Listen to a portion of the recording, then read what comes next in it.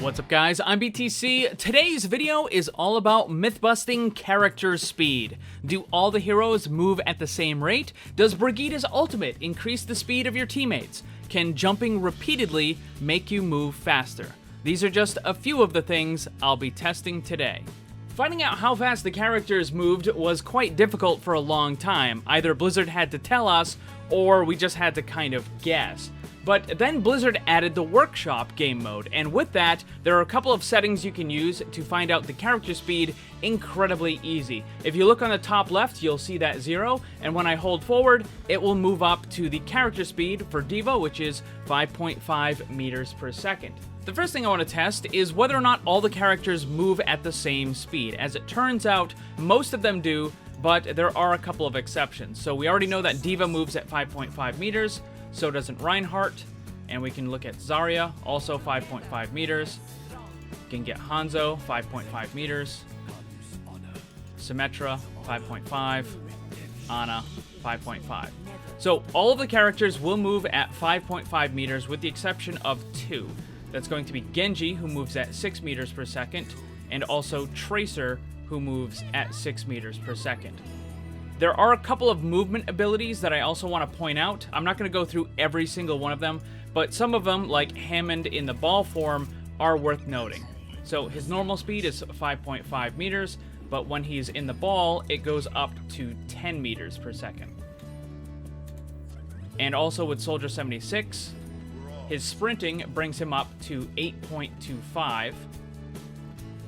And with Sombra, when she's invisible, also moves up to 8.25, where her normal speed would just be 5.5. With Lucio, if he has the music for healing, then it's going to be 5.5, just like all the other characters. But if you increase it to the speed, then it goes up to 6.88 or 6.87. It kind of fluctuates a little bit.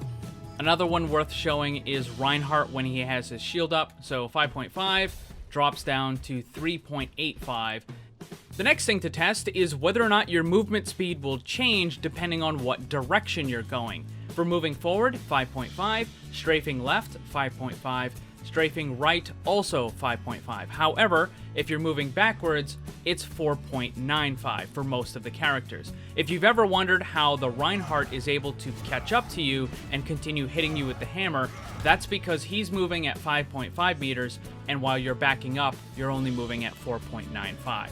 However, there are some notable exceptions. Again, with Genji and Tracer, they have the faster movement speed, so 6 meters forward and 5.4 backwards. So both of these characters move backwards almost as fast as the other characters move forward. With Hammond, if he's in his ball form, he gets 10 meters per second, regardless of what direction he's going, forward or backwards. For Soldier, you can't sprint backwards. For Sombra, however, you can move backwards. It's 7.43. And then for Lucio, when he has his speed on, 6.88 forward and 6.19 backwards. One of the things that I noticed while I was testing this stuff is that if I jumped, my movement speed would go beyond the 5.5 that it normally would be. In fact, it goes above 7 at some points. But the question is, am I actually moving faster forward, or is that number simply adding up my horizontal movement with my vertical movement from falling? You can see now that there are two numbers on the top left. The first one is for Ashe, and the second one is for McCree. So what I'm going to do is I'm going to have both of these characters move forward down this way, but Ashe is going to be jumping the entire time, and you're going to see her number spiking every second or so. And then we'll see which character ends up down there first. Ready? 3, 2, 1, go.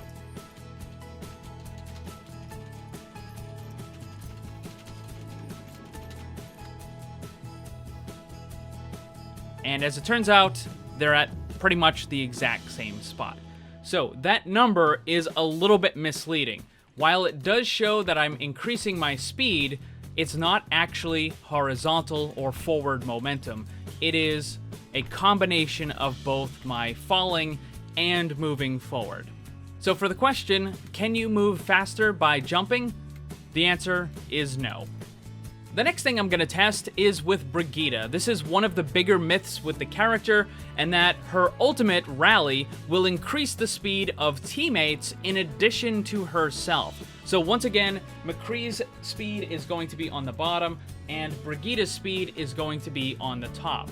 So what I'm going to do is I'm going to line both of them up, and then I'm going to activate Rally. We're going to move forward and see what happens.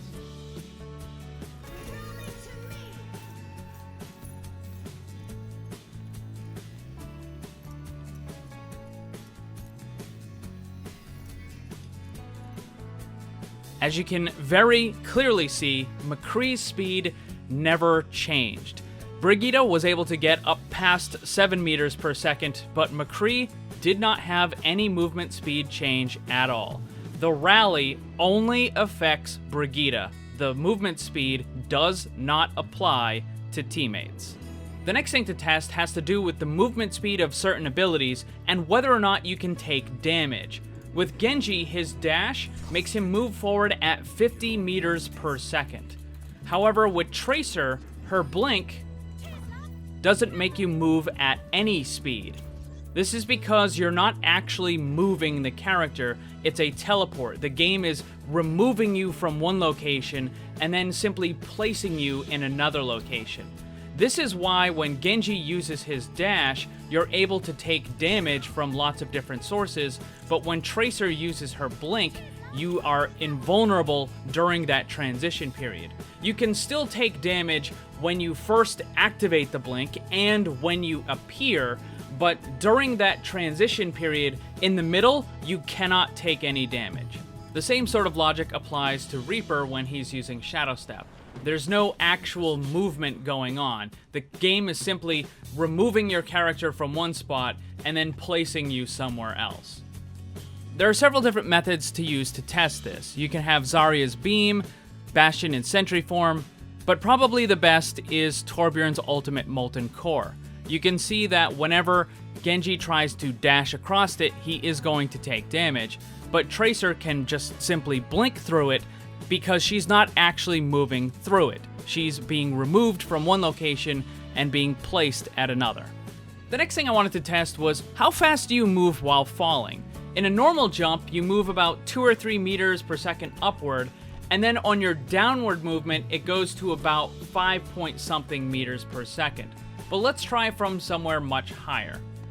Let's go to the top of the castle on Eichenwald. This is one of the highest spots in the entire game, and we'll just drop off.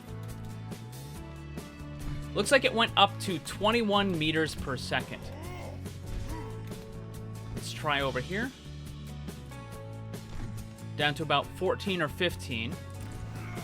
And then we'll try jumping off into this area. That went up to about 22, 23. So it seems like the maximum speed you can move while falling downward doesn't seem to have any kind of a limit. You can keep increasing your speed as long as you're moving downward, but obviously you're going to be limited by how big the map is and where that out of bounds area is. So there doesn't seem to be any cap on downward movement speed whatsoever, and it's determined simply by how long you've been falling. But for most parts of the game, you're probably not going to go past maybe 15, 20 meters, and then in the really, really high areas, it's going to be about 21 to 23 meters per second.